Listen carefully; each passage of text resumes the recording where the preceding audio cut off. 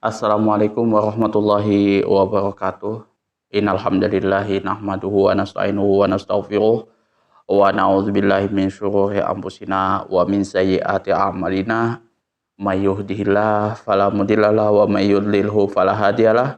Asyhadu an la ilaha illallah wahdahu la syarikalah wa asyhadu anna Muhammadan abduhu wa rasuluh. Allahumma sholli ala sayyidina Muhammad wa ala ali sayyidina Muhammad kama sholaita ala sayyidina Ibrahim wa ala ali sayyidina Ibrahim wa barik ala sayyidina Muhammad wa ala ali sayyidina Muhammad kama barakta ala sayyidina Ibrahim wa ala ali sayyidina Ibrahim fil alamin innaka Hamidum Majid. Rabbi shrah li sadri wa yassir li amri wahlul 'uqdatam min lisani yafqahu qawli, amma ba'du. Hadirin hadirat jamaah kaum muslimin wal muslimat yang dirahmati oleh Allah Subhanahu wa taala.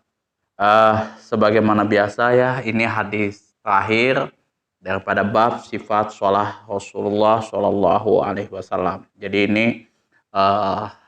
tata cara sholat yang dilakukan oleh Rasulullah Shallallahu Alaihi Wasallam. Hadis ini membahas tentang keringanan seseorang menjalankan ibadah sholat.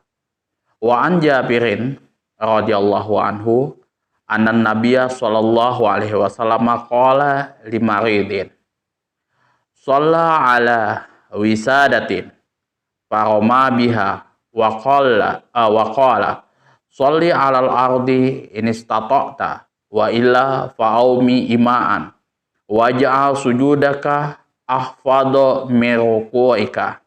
Rawahul Baihaqi bisanadin qawiyyin walakin sahhaha Abu Hatim wa wafqahu.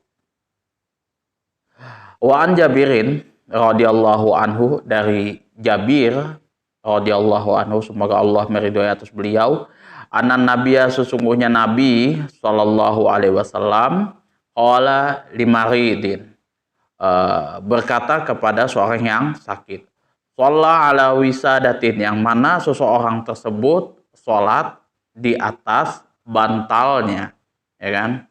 Faroma biha, maka Rasulullah Shallallahu Alaihi Wasallam melempar bantal seseorang tersebut, ya. Jadi ditarik seperti itu. Waqala, kemudian Rasulullah Shallallahu Alaihi Wasallam bersabda, sholli alal ardi, sholatlah di atas tanah, inis tatokta, jika kamu mampu, ya. Jadi sahabat Rasulullah ini memaksakan sesuatunya. Jadi dia itu sholatnya sebantal ini ya supaya dia nggak sakit lah kayak gitu kan. Tapi Rasulullah menarik bantalnya, kemudian berkata bahwasanya sholatlah kalian di atas tanah jika kamu mampu. Wa illa fa'aumi ima'an, jika tidak mampu maka sholatlah, maka kerjakanlah sholatmu dengan isyarat. Waj'al sujudaka, dan jadikanlah isyarat sujudmu ahfadha min ruku'iha, lebih rendah daripada isyarat rukukmu. Hadis ini diriwayatkan oleh Imam Baihaqi bisanadin qawi, dengan sanad yang kuat. Walakin, akan tetapi di sini sahhaha Abu Hatim mensahihkan wafqahu, dan juga dia menilai hadis ini mauquf, ya.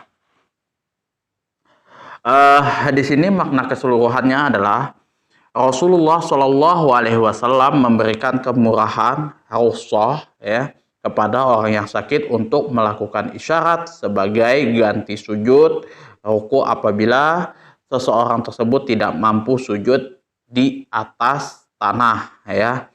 Jadi kalau misalkan seorang tersebut sujud kayak gitu kan, nggak boleh ada penghalang kayak bantal apapun kayak gitu.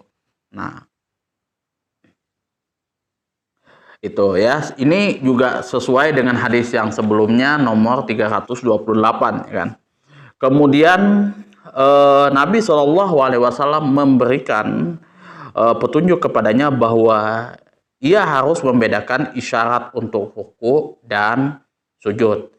Caranya, isyarat sujud lebih rendah daripada isyarat untuk ruku. Ya, di dalam isyarat itu hendaklah ia tidak membawa sesuatu pun dari tanah untuk ia gunakan sebagai tempat sujud, ya kan? Karena itu Nabi SAW ingkar terhadap seseorang yang ia lihat membawa bantal lalu sujud padanya, maka Nabi SAW melempar bantalnya. Ya, jadi ya kalau misalkan kita sujud, ya mesti sujud ya menyentuh tanah kayak gitu ya, menyentuh lantai kayak gitu, tidak boleh ada bantal di situ ya kan. Rasulullah nggak suka seperti itu. Kalau misalkan dia nggak bisa sujud di tanah, ya dia baring kayak gitu menggunakan isyarat, yang mana isyarat rukuknya sujudnya harus lebih rendah daripada isyarat rukuknya kayak gitu. Kemudian analisis lafadznya adalah qala limaridin. Rasulullah Shallallahu Alaihi Wasallam menjenguknya ketika seorang tersebut sakit. Wisadatan di sini adalah bantal. Akhfadu yaitu lebih rendah. Jadi orang tersebut dijenguk oleh Rasulullah Shallallahu Alaihi Wasallam ketika dia sakit, dan ketika dia melihat Rasulullah melihat seorang tersebut yang sakit itu sholat menggunakan bantalnya, sujud menggunakan bantalnya, langsung Rasulullah tarik kayak gitu ya, karena ya sholat itu ya bukan karena kan sahabat ini kan nggak tahu juga kondisi cara sholatnya kayak gimana. Dia kan taunya tuh mungkin semampunya itu ya menggunakan bantal apa segala macam, dan Rasulullah menegur.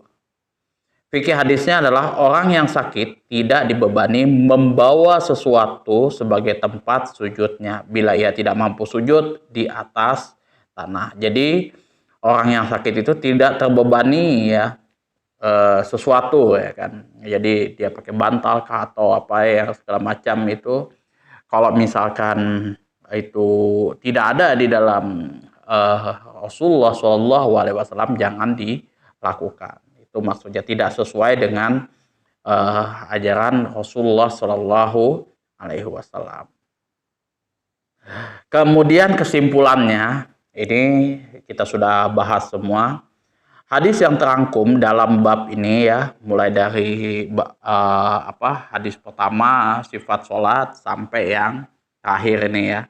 Yang pertama adalah orang yang hendak mengerjakan sholat diwajibkan untuk berwudu ya. Wajib sholat tidak bisa digugurkan dalam keadaan apapun ya. Diwajibkan pula untuk kita menghadap ke arah kiblat ya.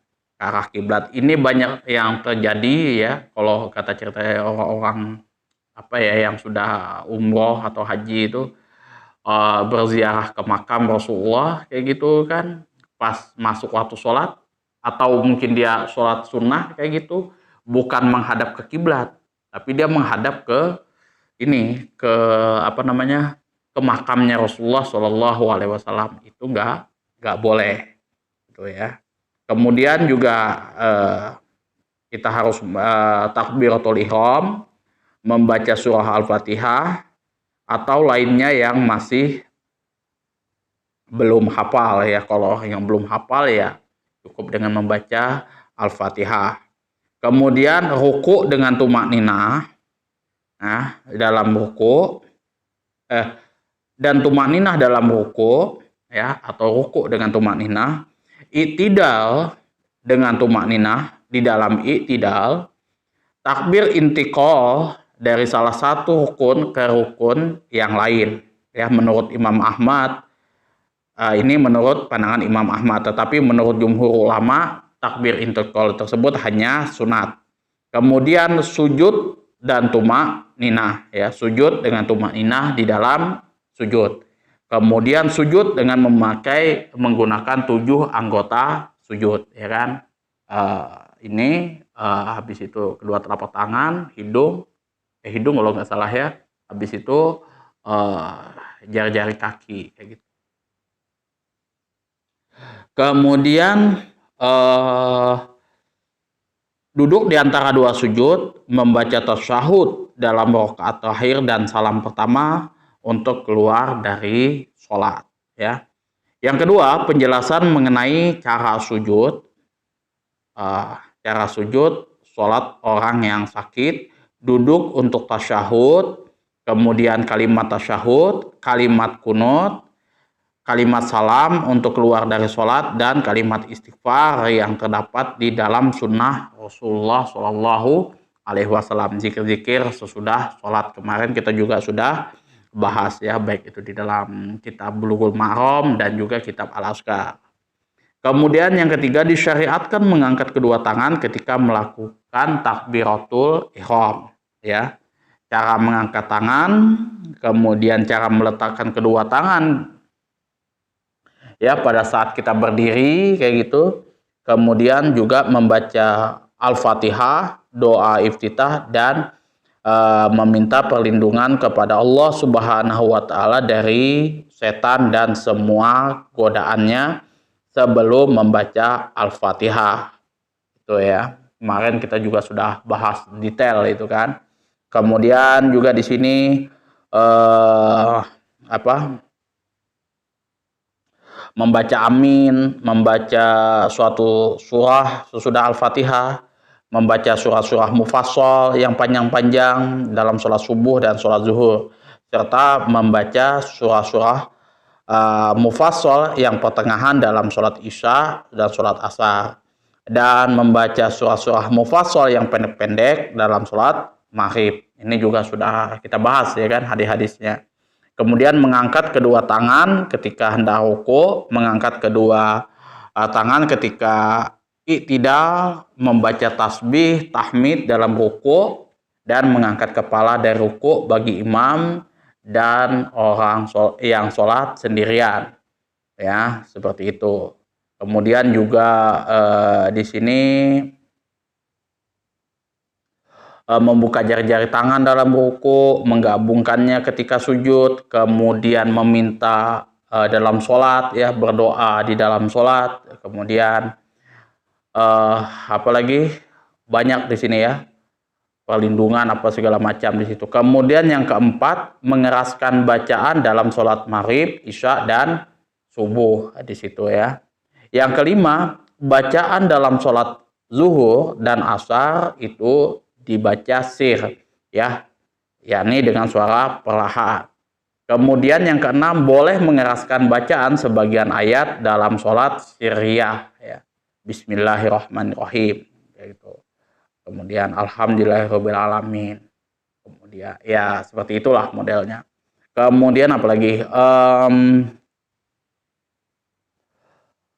boleh pula berdoa dalam sholat dengan mengucapkan lafaz yang tidak terdapat di dalam Al-Quran, yakni tidak bersumber daripadanya di hadis seperti itu, atau di luar daripada hadis kayak gitu kan, sesuai dengan hajat teman-teman. Kemudian yang ketujuh, menyerahkan semua perkara kepada Allah dan ikhlas kepadanya dalam mengerjakan amal soleh. Yang kedelapan, berwasiat dengan kebaikan ya, dan disunahkan memulai doa untuk diri sendiri lalu disusul dengan doa untuk umum ya. Berwasiat dalam hal-hal yang baik ya, bukan berwasiat untuk hal-hal yang jelek kayak gitu kan. Nah, kalau aku mati nanti kan teruskan nih apa usaha bapakmu yang membegal kayak gitu kan, itu nggak boleh itu. Kemudian 9, larangan membaca Al-Quran dalam ruku dan sujud serta meniru perilaku hewan dalam sholat, itu juga ada kita bahas kan. Yang 10, menuntut ilmu dari orang yang alim ya, orang alim yang pakar dalam bidang ilmu agamanya. Kayak misalkan hadis kita belajar sama ustadz-ustadz ahli hadis, yang fikih kita belajar sama ustadz-ustadz yang ahli fikih, dan Al-Quran kita belajar sama ustadz-ustadz yang ahli Quran. Ya kan, orang-orang yang memang faham di bidangnya itu. Ya kalau saya beda lagi kayak gitu kan, saya bukan makomnya di situ ya kan, yang minimal S1 di jurusannya kayak gitu. Kemudian apalagi 11, pengukuhan adanya Dajjal dan fitnahnya, serta adanya siksa kubur. Yang ke-12, keutamaan para sahabat dan perhatian mereka yang sangat dalam meneliti hukum agama serta kecintaan mereka untuk mengerjakan amal yang soleh, dan mereka berlomba mengerjakan amal yang soleh. Makanya ada yang ulama mengatakan bahwasanya sahabat-sahabat Rasulullah itu sangat rakus dengan amal-amal soleh. Pasti mereka langsung amalkan seperti itu. Nah, kalau misalkan para sahabat itu kan tidak mengamalkan itu ya, tidak mengerjakan itu, artinya itu ya memang nggak ada tuntunannya seperti itu. Kemudian berpaling dari duniawi dan zuhud terhadapnya, ya. Ke-14, anjuran untuk mengerjakan amal soleh dan melakukan ketaatan dan mengantarkan pelakunya mendapat ridho daripada Allah Subhanahu wa Ta'ala. Yang ke-15 adalah ayat Al-Quran dan surahnya sebagian darinya lebih utama daripada yang lainnya. Itu ya, jadi sebagian daripada ayat Al-Quran itu lebih utama daripada yang lain daripada Al-Quran. Ke-16, tidak boleh memakai sarana apapun ketika sujud, ya. Sujud mungkin menggunakan batu apa kayak gitu kan, kayak orang Syiah, itu tidak boleh.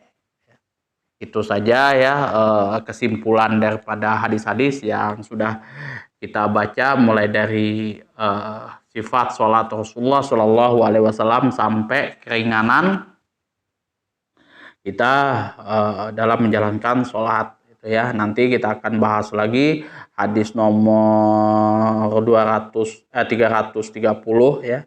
Nanti yang membahas tentang sujud sahwi, sujud tilawah dan sujud syukur. Ya, mohon maaf kalau misalkan ada kata-kata saya yang menyakiti hati teman-teman semuanya. Ya, kemudian juga ada mungkin konten-konten yang tidak masih belum bagus lah untuk ini ya, channel ini. Kemudian juga saya juga kalau misalkan ada pertanyaan, kritikan, masukan dan lain sebagainya, sebagaimana biasa silahkan teman-teman atur di kolom komentar. Wabillahi taufiq wal hidayah. Assalamualaikum warahmatullahi wabarakatuh.